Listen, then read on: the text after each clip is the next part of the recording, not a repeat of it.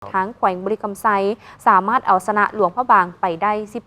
12-6ของการแข่งขันกีฬาบาสก้นบานทีมทรายคว้าเหรียญคำสำเร็จในงานนครหลวงเวียงจันทร์พาราเกม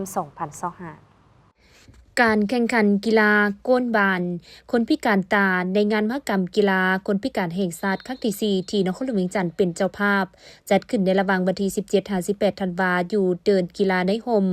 มูยองมหาวิทยาลัยแห่งชาติ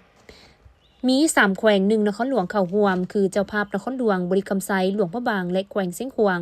การแข่งขันมี2รายการประกอบมีทีมชายและทีมหญิงซึ่งทีมชายมี3ทีมและทีมหญิงมี2ทีม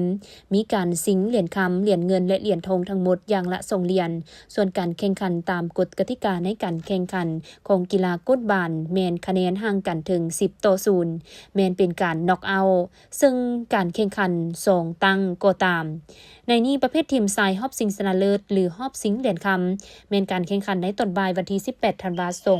2025มีการพบกันระหว่างแขวงบริคำไซและหลวงพระบางซึ่งในรอบนี้บริคำไซยังผลงานดีต่อเนื่องเอาชนะหลวงพระบางไปได้